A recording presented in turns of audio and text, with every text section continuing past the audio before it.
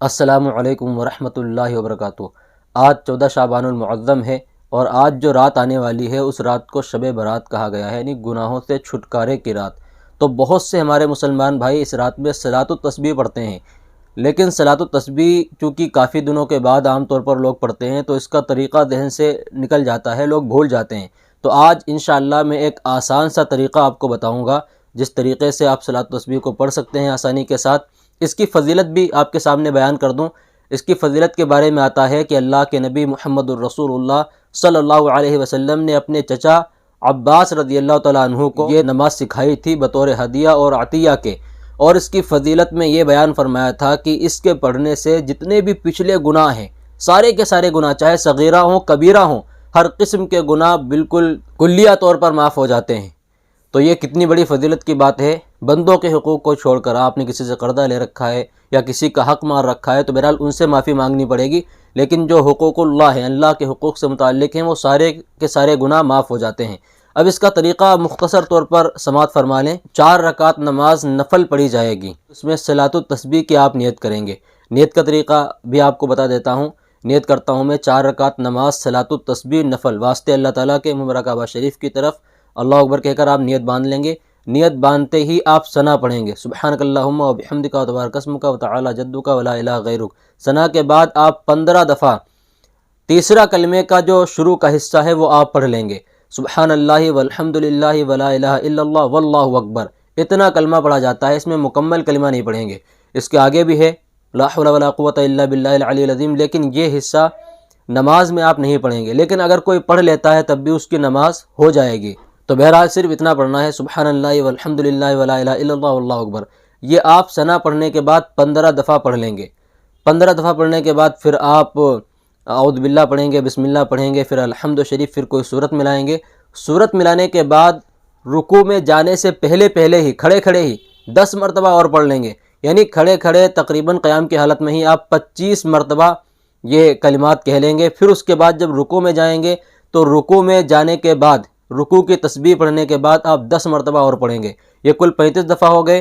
پھر جب آپ قوما کے لیے کھڑے ہوں گے، سمع اللہ لمن حمدہ ربنا ولک الحمد کے بعد 10 مرتبہ کھڑے آپ کہہ لیں گے، یہ 45 دفعہ ہو گئے۔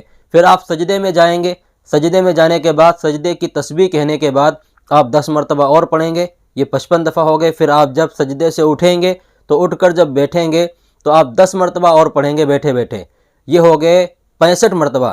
پھر آپ جب سجدے میں جائیں گے تو سجدے کی تسبیح کے بعد آپ پھر 10 مرتبہ پڑھیں گے، تو یہ کل 75 مرتبہ ہو گئے۔ پھر آپ جب اٹھ کے کھڑے ہوں گے تو سیدھے قیام کے لیے دوسری رکعت کے لیے کھڑے ہو جائیں گے۔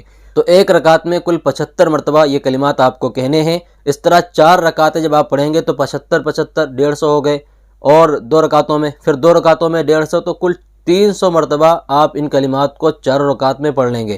دوسری رکعت کا طریقہ بھی وہی ہے جو پہلی رکعت کا ہے کہ آپ کھڑے ہوتے ہی، چونکہ پہلی رکعت میں تو آپ نے ثنا پڑھی تھی، اب اس میں ثنا پڑھیں گے نہیں، تو دوسری رکعت میں کھڑے ہوتے ہی سب سے پہلے آپ یہ کلمات 15 دفعہ پڑھ لیں گے۔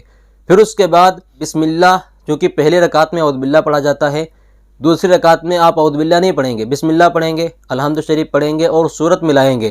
پھر 10 مرتبہ کہہ لیں گے، یعنی کھڑے 25 دفعہ مکمل ہو جائیں۔ پھر اسی طریقے سے پڑھیں گے جس طرح آپ نے پچھلی رکعت میں، پہلی رکعت میں آپ نے پڑھا تھا۔ تو یہ ایک طریقہ میں نے آپ کے سامنے بیان کیا ہے، کیونکہ یہاں پر کوئی کہہ سکتا ہے کہ ہمیں تو دوسرا طریقہ معلوم ہے، ہم دوسرے طریقے سے پڑھتے ہیں۔ اگر کسی کو دوسرا طریقہ پتہ ہے، وہ آسان اس کو لگتا ہے تو اس طریقے سے بھی پڑھ سکتا ہے، لیکن میں نے آپ کے سامنے جو طریقہ مجھے آسان لگتا ہے وہ طریقہ آپ کے سامنے پیش کیا ہے۔ اگر میں دونوں طریقے آپ کے سامنے رکھوں گا تو معاملہ الجھ جائے گا، آپ حضرات ایک بات بھی صحیح طریقے سے نہیں سمجھ پائیں گے، تو اس لیے ایک ہی طریقہ میں نے آپ کے سامنے یہ بیان کیا ہے۔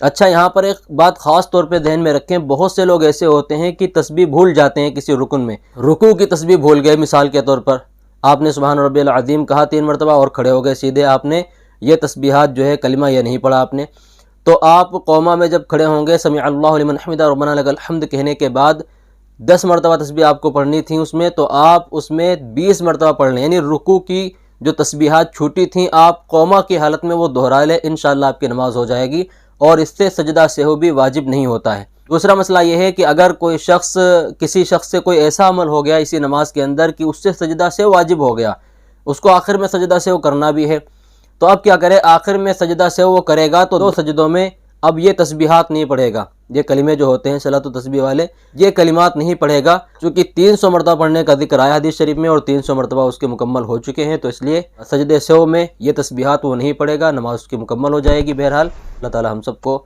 اس مبارک رات میں زیادہ سے زیادہ عمل کی توفیق عطا فرمائے۔ السلام علیکم ورحمۃ اللہ وبرکاتہ۔